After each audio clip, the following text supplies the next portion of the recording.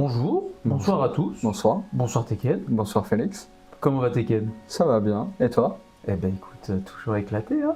On va rester quand même sur une logique, tu vois, qui est de la fatigue. Mais super. Puis bah écoute, Quel chapitre? c'est aïe aïe aïe. Hein. Donc pour le résumer, les péripéties sur Elbaf continuent, alors que Shamrock et Gunko laissent Loki pour mort. Luffy découvre les géants attaqués par ce dernier qui pense qu'il s'agit de Shanks, Luffy défendant que non. En parallèle, Robin et Franky découvrent pour Robin le texte du Halley, Ouais. et Franky des fresques datant du siècle oublié. Et bon, on a attendu pour ce genre de révélation et il nous donne que des petits bouts. Ah ouais, non mais... On est hypé quand même, hein. C'est génial. En fait, ça nous fait travailler notre imaginaire et notre réflexion sur l'œuvre que Oda nous propose. Et après, cool, on sait que Oda pense Ouais, les choses depuis très très très longtemps, mais de voir que ça prend forme, c'est impressionnant parce que là, je suis directement sur la fresque, oui, évidemment, qui est beaucoup trop détaillée pour en parler là comme ça, mais littéralement, on y voit un personnage qui semble être un mink, on voit Emmett, on voit plein de bateaux, on voit d'un côté, de l'autre côté, on voit le dragon, on voit même le dragon de feu qui est dans le texte, dans le premier monde, quoi. Ça après, le truc c'est que le fameux serpent de feu et les dieux, parce qu'il parle du dieu du soleil évidemment, du dieu de la terre, du dieu de la mer, du dieu de la forêt. Donc ça faudra... ça sera sûrement expliqué. Il détaillera forcément. Mais ce que je veux dire c'est que d'un côté sur le Halley, il y a en fait les trois phases du monde de One Piece, selon le Halley. Et les personnages évoluent dans le troisième monde. Mais du coup, dans le premier monde, on voit clairement les esclaves pour la cité technologique. On voit tous les engrenages sur les bâtiments, enfin dans les bâtiments, avec une forme de divinité et déjà le Noah. Bon, pour le deuxième monde, c'est pas clair, il y a une espèce de... en fait, il y a l'arbre. J'imagine que le deuxième monde est raconté en fait en dessous de ce qui est décrit pour le troisième. Là où il y aurait Franky, du coup, je pense. Là où il y a le combat qui est décrit entre ce qui semble être Im, le dieu de la mer, et du coup Nika et Emmett. Parce que, alors pour le coup... tu vois, on voit Emmett. Ouais, on voit Emmett, ouais. Et Emmett, c'est le dernier qu'on voit. On sait qu'il a affronté Im. C'est pour ça que ça me fait me dire que ça, pour moi, c'est le deuxième. On voit les Lunariens. Ouais.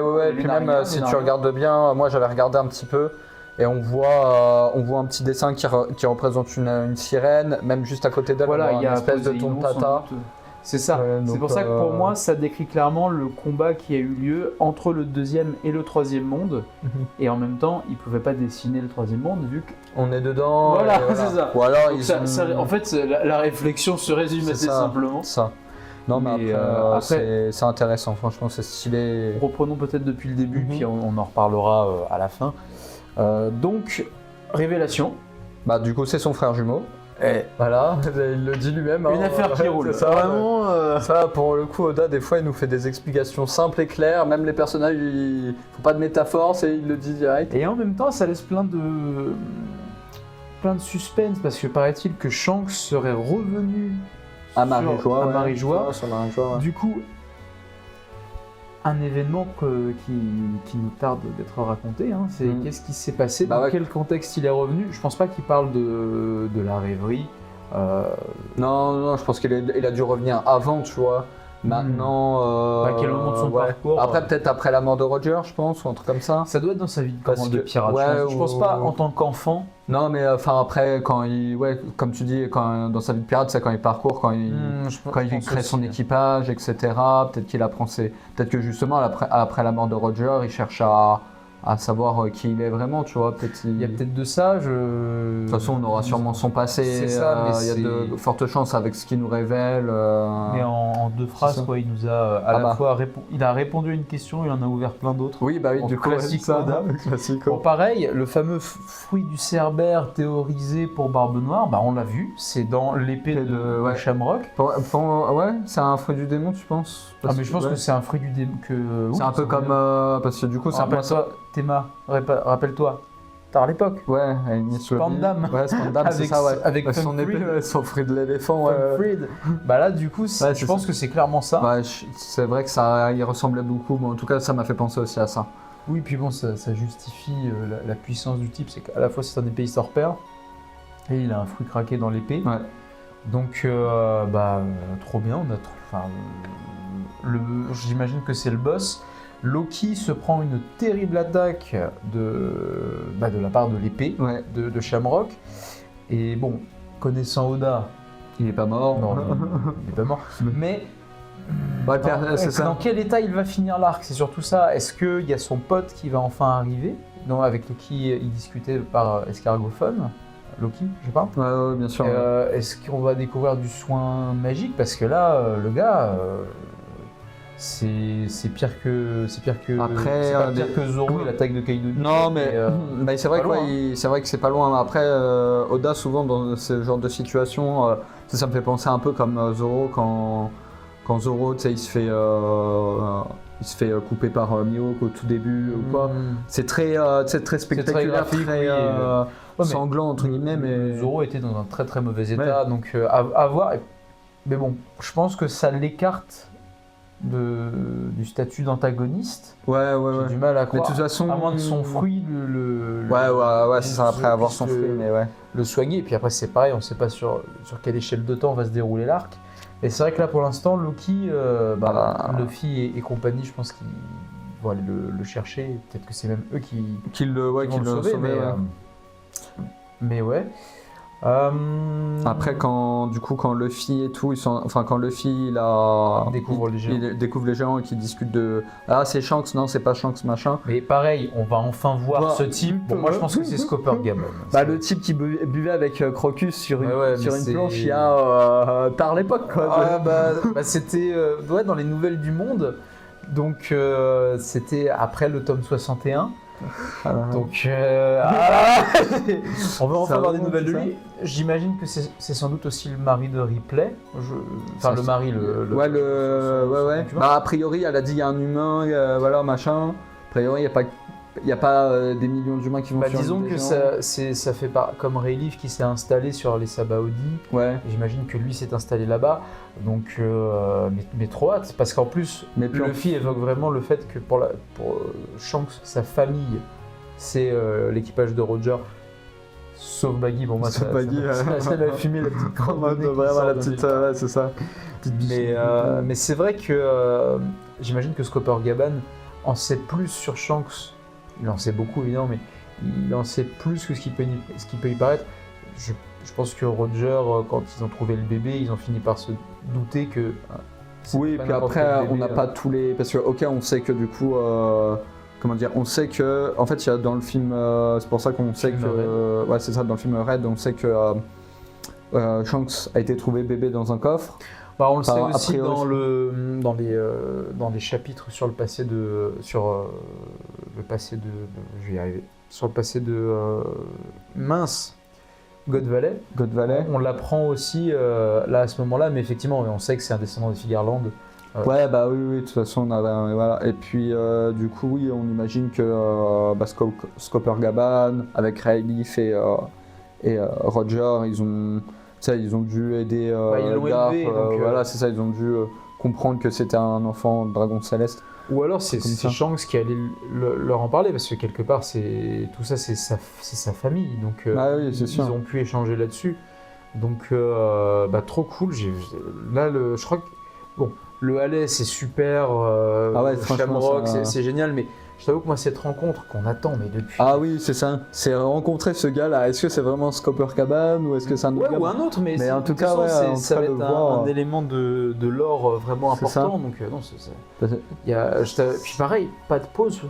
Toujours pas de pause. Toujours pas de pause. Oda il est chaud là, il est en mode je vais tout vous envoyer, vous allez pas comprendre là. C'est ça. Vous allez craquer votre slip, c'est moi qui vous le dis.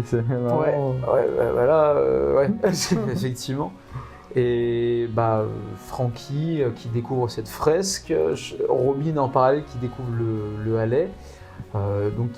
Émerveillé, disons qu'il y a raconté en gros les différentes phases du monde de One Piece avec toujours des dieux qui viennent, des humains qui viennent mettre en colère des dieux. Pour le premier monde, pour le deuxième, pareil. Il y a ça avec le. Enfin, t'as dit humain, mais oui, il y a les humains, mais tu sais, il y a toujours le dieu soleil qui, du coup, essaye de stopper ou essaye en tout cas de faire quelque chose contre d'autres dieux. Monde, quoi. De ce que j'ai compris, dans le deuxième monde, le Nika semble être responsable de la destruction. Alors que quand on voit la lettre de Joy Boy qui, après, rapport à la princesse sirène, c'est évidemment plus compliqué. Puis c'est du point de vue des géants, j'imagine. Et cette histoire de traduction. C'est ça. Là où dans le troisième monde, c'est nuancé, il le mène vers l'épilogue. Ouais, c'est ça. Puis vu que c'est en ce moment, en fait, le troisième monde, c'est le monde dans lequel on est en train de vivre l'histoire. C'est ça. Donc on ne sait pas encore trop, mais ouais. Mais l'apparition de beaucoup de divinités, donc à voir... Parce que par exemple, tu vois... c'est dans le deuxième monde qu'ils deviennent des dieux, je crois. Ouais, c'est ça, ils disent les hommes deviennent des dieux. Du coup, les dieux, c'est des histoires de fruits du démon. Bah en fait... Je pense que c'est au moment où il les crée, il les assimile. Pour moi, ça serait plutôt le premier monde et le deuxième, Alors qu'est-ce qui ferait que les hommes deviennent des dieux ? Le deuxième, pour moi, justement, c'est le fait que du coup les dragons célestes et les royaumes se réunissent et tout, tu vois. Pour moi, le premier monde, c'est en mode les dieux descendent et créent les fruits du démon ou je ne sais quoi, tu vois. Et t'as Nika qui soit empêche ça, soit essaye de trouver un moyen pour libérer les esclaves, les trucs comme ça. Peut-être qu'il y a des humains qui se soumettent d'eux-mêmes. Et après, voilà, le dieu il meurt ou quoi. Et puis là, après, ça fait les royaumes, les différents royaumes qui se réunissent ensemble pour stopper. Justement, en fait, après, j'ai l'impression que c'est ça. Peut-être que. Non, mais attends, parce qu'on sait que c'est super chaud parce que c'est juste des choses évoquées. Donc on va tous avoir notre interprétation. On sait que Emmett, quand il parle de Joy Boy, du coup, techniquement, Emmett, il serait du deuxième monde. Tu vois. Mais Joy Boy est clairement du deuxième monde. On a vu la rupture des 100 ans, c'est cette transition du coup, du deuxième au techniquement, Joy Boy, de ce qu'on a vu, on n'a pas vu sa représentation à Joy Boy. On a juste vu une silhouette. Et sa silhouette, ça ressemble à un humain, si je me rappelle bien, non ? Oui. Enfin, là, il est... Un humain, je pense, il a une taille normale. 2m80. Parce que dans One Piece, 2m80, c'est un standard. Mais parce que du coup, en fait, j'avais vu ça vite fait, mais peut-être qu'il y a un... parce que Joy Boy, du coup, ça serait... Joy Boy, c'est le deuxième monde. Oui, qui aurait Nika, Joy Boy, puis Luffy. Ouais, Luffy. Du coup, peut-être que Nika était un géant ou un dieu un dragon céleste ou un truc comme ça. Alors c'est marrant parce que dans ce que tu as dit, il y a des choses que je trouve intéressantes. C'est vrai que il y a cette histoire de fruits du démon et de Dieu. Donc les hommes deviennent des dieux. Donc est-ce que de base en fait ce qui est appelé démon, c'est ce qui permet de se transformer en dieu, donc les fruits du démon. Et quand ils disent les hommes sont devenus des dieux, est-ce qu'ils ne parlent pas juste de him et du Gorosei, enfin des gens choisis pour devenir des dieux gouvernant ce monde? Est-ce qu'en fait ça met pas à charge juste cette caste de personnages et les humains, eux, sont restés des humains, tu vois. Ouais. C'est vrai que moi, en le lisant, j'avais compris que les hommes de manière générale, mais c'est vrai que t'as raison, c'est trop général. Donc oui, je pense que ça s'adresse surtout aux dragons célestes.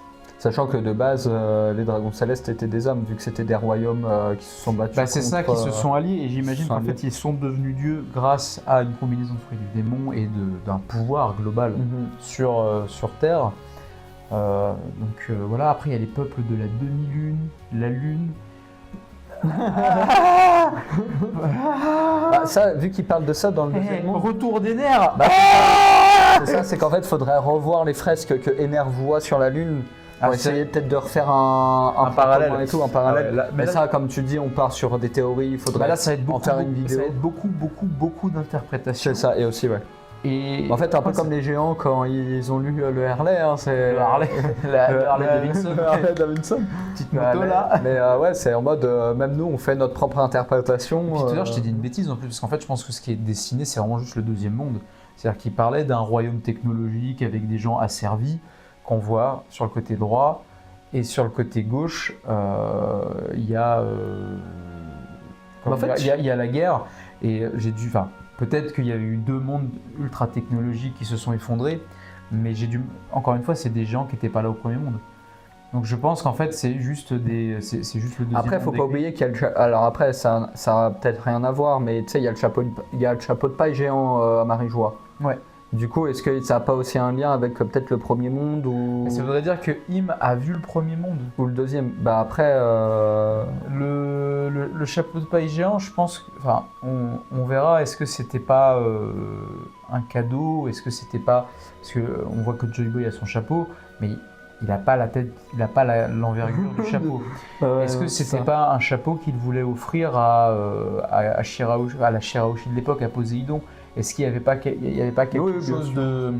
Il n'y a pas quelque chose de symbolique de la victoire de Im en mode non, moi je l'ai pris ce truc là, vous l'avez pas. Mais moi, je te dis pour l'instant... Oui, non mais parce que encore une fois, moi je me dis si Oda a mis un chapeau de paille géant quelque part, enfin s'il a mis un objet aussi important et surtout sur une fin de chapitre, j'y ai repensé. Ah mais il y a un symbole fort derrière ça, même qu'il l'emprisonne, cet objet. Ah ouais, pour le coup. Et du coup, est-ce que c'est pas juste... c'est un symbole évidemment, mais je pense pas... Enfin peut-être que c'était le chapeau de Joy Boy, mais vis-à-vis de ce qu'on a vu pour l'instant, ça me semble compliqué. Non, peut-être pas Joy Boy, étant donné que, comme tu dis, vu ce qu'on a vu la silhouette, il a une taille normale. 4,50 m. Deux bras hyper longs et... et puis un fruit de l'élasticité, enfin de nickel. Non mais en tout cas, c'est dingue comme Oda arrive toujours à nous donner des révélations et des nouvelles questions. C'est ça. Et en même temps, voilà, One Piece, littéralement, j'ai appris à lire en lisant One Piece aussi, quoi. Donc, avoir de ces révélations, c'est incroyable. Non, c'est incroyable. On se sent vieux, mais on se sent en vie, quoi. Bah ça, parce que voilà, on commence à avancer, quoi. On commence à avoir des petits trucs, même si on a encore des questions. Mais c'est ça aussi qui fait plaisir dans One Piece. C'est que justement, on a des réponses, mais en même temps, on a encore du mystère. Ça te donne envie d'en parler, ça te donne envie de dire ah, ça pourrait être ça pourrait être ceci. Et franchement, c'est le plaisir. On verra, même si je pense que le prochain chapitre, il va nous mettre une douille. Je pense qu'il va je pense qu'il va nous parler d'autre chose. Non, je sais pas. Je pense qu'on va voir le point de vue de Jinbei, Sanji et la fête là, tu vois. Ah ouais, tu penses qu'on va... Moi, je pense qu'on va retourner sur Garp. Ce serait trop bien. En vrai, ça serait cool quand même. D'avoir des nouvelles du monde. Maintenant, voilà, on l'a pas évoqué, mais Shamrock et Gunko vont contacter de nouvelles personnes. Donc, ils veulent s'en prendre aux enfants des guerriers. En fait, ils cherchent à les soumettre, donc en se prenant... C'est ça, en prenant... Est-ce qu'ils vont les prendre en otage? Est-ce qu'ils... On verra, mais l'intrigue là commence à se dessiner et c'est trop bien. Ah oui, c'est vrai que en fait, tu sais, tu parlais du dieu. Enfin après, on pourra. On peut spéculer, bien sûr. Close au truc, mais tu parlais du dieu de la mer et tout. Moi, tu vois, dieu de la mer, je pense justement à Poséidon, tu sais, pas à Shirahoshi, mais à l'ancienne Shirahoshi. Ouais, mais c'est le dieu de la mer qui vient, tu sais, en opposition et entre guillemets détruire le monde. Donc je pense pas que ce soit Poséidon. Parce que moi, dans la traduction que j'avais sur Manga Plus, c'était plus en mode le dieu de la mer est en colère contre les humains qui ont... Ce qui voudrait dire que c'est l'ancêtre de Shirahoshi qui a détruit le monde. En mode vous avez tué Nika, vous avez tué le dieu soleil, du coup je vous punis, tu vois. Dans ce sens-là. Tu vois, moi c'était plus en mode ça, c'était en mode du coup... J'ai l'impression que ça décrit quand même plus, parce que pour nous on appelle ça des armes antiques et il y a des noms de dieux dessus. Ou alors... Mais c'est pas appelé des dieux, c'est des armes antiques. Ouais. Là où je pense que Nika est dit comme étant un dieu, et je pense que Im, on va découvrir que c'est le dieu de la mer. Qui plus est, Imu, Umi, tu sais en japonais, Umi c'est la mer, donc... Ou alors moi je pense sinon au déluge que Vegapunk parlait. Je pense que s'il n'y a pas eu jusqu'ici de fruits centrés sur l'eau, c'est parce qu'on va découvrir que Im a un fruit absolument titanesque, capable de générer ce genre de tempête. Mais pareil, le peu d'interaction qu'on a eu avec les monstres marins, il semblait pas en colère, tu sais. Quand il parlait de Noah, de tout ça, dans l'île des hommes poissons. Donc pareil. Par l'époque. il semblait plus attendre les ordres, tu vois. Ouais. Mais il n'y a pas l'air d'avoir une espèce de revanche, tu vois. Les seuls que l'on voit un peu en colère, c'est la race de Laboon, tu vois, qui vient casser Redline. Et pareil, est-ce que le serpent de feu évoqué dans le premier monde, c'est pas ce qui a donné Redline, tu vois. Ouais, ça peut être aussi un truc, ouais. Ça pourrait être intéressant de voir ça, puis voir la tête des fruits du démon de l'époque aussi. Est-ce que ça a toujours été dans des fruits? Est-ce qu'il n'y a pas eu un moment où ça a été incarné dans des fruits Bah ouais, c'est ça, c'est à voir est-ce qu'il y avait un arbre qui donnait ces fruits-là, ou comment, en fait, comment les premiers fruits du démon sont arrivés. Mais bon, on va découvrir tout ça. Un plaisir, hâte d'avoir la suite. Toujours un plaisir, c'est ça. Toujours hâte d'avoir d'autres révélations et d'autres questions. De toute façon, One Piece c'est fini dans 5 ans. Ouais, bien sûr, ouais, dans 5 ans. À bientôt. Non mais bon, en attendant, passez une bonne soirée, prenez soin de vous, et puis ciao Bidi Bye Tekken. Salut. Allez, à plus dans le bus.